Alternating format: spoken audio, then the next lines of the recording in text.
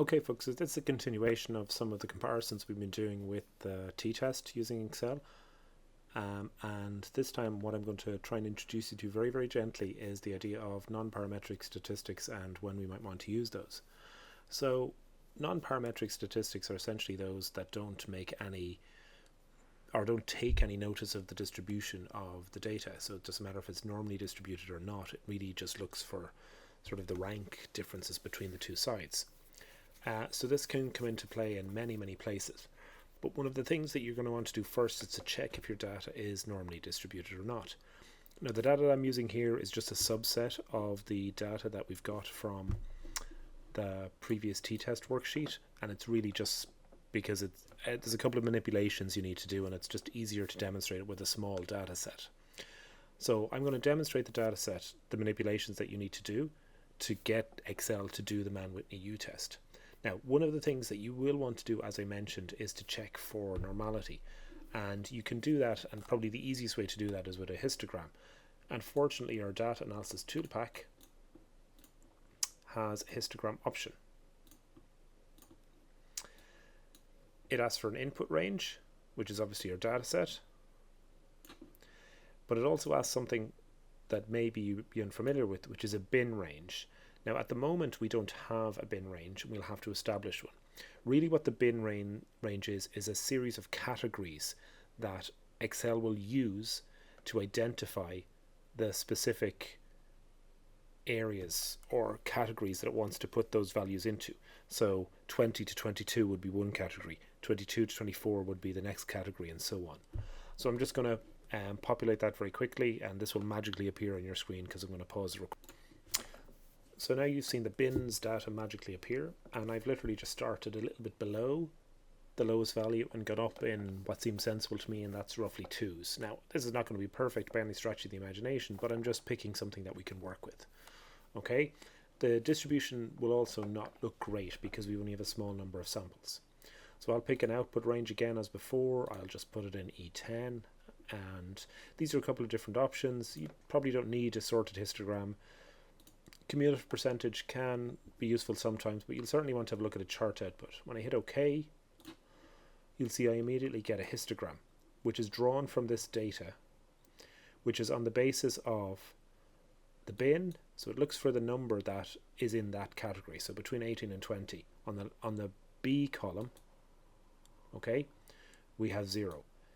And between 20 and 22, however, it's saying we have 5, and that makes sense. Look, there's a load of 20s.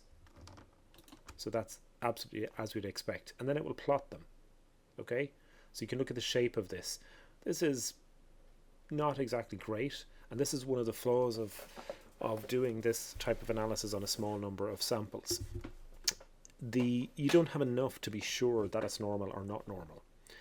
And then this comes down to the choice of what are you going to do about your parametric or non-parametric.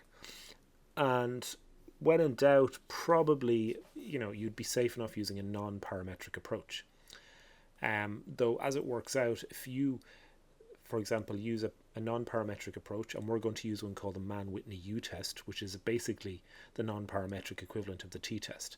If you find something statistically significant with that test, it will be statistically significant with a t-test as well. Okay? So even if the data is not exactly ideal for your statistical approach and you end up doing a t-test on it, if it's positive with the t-test, it will definitely be positive with the Mann-Whitney U-test because it's a tougher test in a way. Okay, the t-test is. So let's just look at one of the other categories of data. So I'll do exactly the same job as I've just done for the treated, and I'll do it on the controls. So data analysis, pick the histogram, pick my input range. This time it's controls. Everything else is the same. I want the output in E22 because I don't want to overwrite all my previous work. So now you have your second histogram. And you'll see there's a difference in what they look like. There's a large number of very high values in the controls versus the treated. So you could make an educated guess that there will be a difference between these two when you test them. Okay, so I'm just going to get rid of all of this. I'm going to hide it so that it's not obscuring what we're talking about next, which is the Mann-Whitney U-test part. Right, so to do the Mann-Whitney test, so it's the Mann-Whitney U-test, we have to do some sort of very odd things, okay? So the first odd thing that I'm going to do is I'm going to move my treated samples. I'm going to put them down here underneath my controls. Now, just so we can see which ones are which, I'm just going to highlight them in a pale green. Okay, so our treated ones are now at the bottom. We need to label these because we're going to sort them later on based on their label. Okay, and then we're going to put them back in their original places, but with extra labels this time. So what we'll do is for the controls, we'll call them C. And for the treated, we'll call them T. This could be A and B. It's best to use a letter and not a number for the purposes of doing it in Excel. So now we have our controls and our tests. All right. So that's the first thing you're really going to want to do. Now, next you want to actually sort all of these. I'm just going to change that to values because we have categories on the left-hand side. So I'm going to turn on the filter, and that allows me to sort them. One of the things I do need to make sure is that there's no break in the data set. Excel doesn't interpret that as easily. So the easiest thing is just to make sure there are no breaks. If there does happen to be a break, you'll have to highlight the data set before filtering it. So then I'm going to filter from smallest to largest, and you'll see that it has reordered the data now from smallest to largest. So now what we need to do is actually separate them back into their A and B or their T and C's. So now that we have them sorted, we need to give them a rank. Okay, and we'll start off with the lowest at 1, 2, 3, and so on, and we'll basically go the whole way up for our entire data set, all 27 members. Now once we have them ranked, then we're going to resort it on the basis of the category. And if you use these drop-down filter lists, it makes life much, much easier to do that. So once you have put in the ranks, now you want to filter them. And one of the things that you can do is, again, you'll have to turn off the filter and back on again, or expand the bit that you're filtering. But once you've got those ranks down, then you filter according to category. And you'll see the ranks are all jumbled up. And really this test is based on adding up all of the ranks. So let's kind of reorganize our data so that it makes more sense to us. And then we'll get into this kind of calculating the rank data. So you're effectively going to want to sum all the ranks. Okay, so you sum the ranks.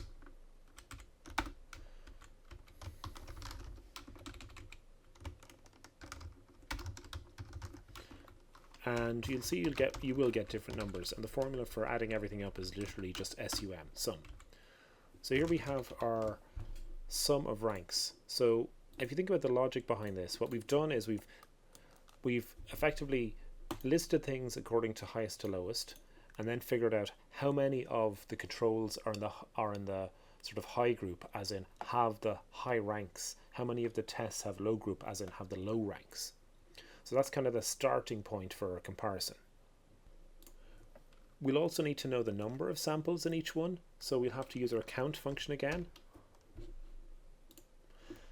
So number, and if you remember, it's equals count, and then you just highlight the total range. Now the thing is, we're just counting cells that contain a number, so it really doesn't matter. And I'm just going to copy that formula across and paste it, and make sure that I have the full data set highlighted. In this case, it's a count of 14. So now we have to plug this in to calculate the U statistic. So it's a Mann-Whitney U-test, so we need the U statistic to work with. So we're going to have a go calculating the U statistic, and we need a reasonably long and involved formula to do this. So what we're going to do is, we have the number of 1 multiplied by, so remember asterisk is multiplied by in Excel, by the number of 2, okay, and then we're adding that to a formula, so we need brackets for this type, okay. So the first one we're going to do is the number of 1, okay, multiplied by n1 again, so that's 13, plus 1, to make sure I get my brackets right, divided by 2, and then I close the brackets. and I'm going to take away R1, which is my rank 1. Okay, so we'll take this from my control group. And hit return, and I get minus 36.5. Okay, and I'll do some extra calculations now. So what I want is the U mean, and the way I'm going to get that is N1, so that's 13, multiplied by N2, which is 14. I want to divide that whole thing by 2, so I'll just kind of put brackets around it so Excel is sure that I want the multiplication to happen first.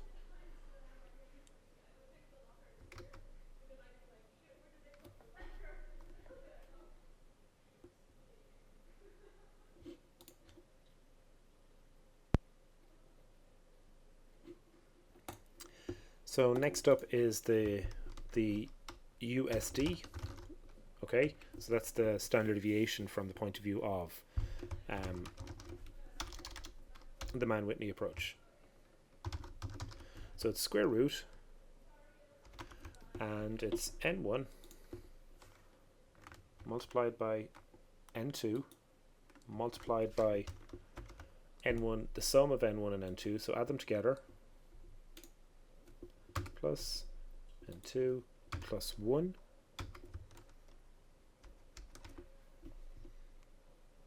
Alright, we're going to divide it by 12. And that gives us our variation. Okay, so now that we have these values, we can then work out about calculating the z-score. Okay, and we really need these values above to get the z-score. So we're going to take the U-stat and we're going to subtract the U-mean. We're going to divide it by our USD. Okay, and that gives us a number back. And then we need to figure out what our Z critical is going to be. Now we can calculate that using Excel to do it, but for a two-tailed test, so the critical value, the Z crit, so that's the thing you have to be beyond for 0.05, is minus 1.96. So if we want to use the formula to get this, we're going to use something called norms inverse. So we're effectively using this approach to kind of go backwards from a table. We're saying when we put in the probability that we want the significance level, we get it to work backwards through the probability table and come back with a value that will give us our critical value. And it's just like as if we looked it up from the table. Now I'm putting in 0.025 because that's for a two-tailed t-test. Now looking at our data earlier, hard to know if that's absolutely appropriate, but we'll run with it for this purposes. So if I hit this, you'll see that it's basically the same value that we get. Okay? So the two things that you need to compare are the z-score. I'm just going to give these a quick shade so you can see what we're looking at, and the Z critical value. Okay? So when we're comparing those two values, we're looking at the absolute levels of them really, as opposed to the numerical levels of them. And in this case, we can see that the z-score is higher than the critical value. So the interpretation of this would then be that yes, there is a significant difference between these two groups. And this is just a random subset of the population that I had previously, but just eyeballing it, you would suspect that there probably is going to be a difference between the two.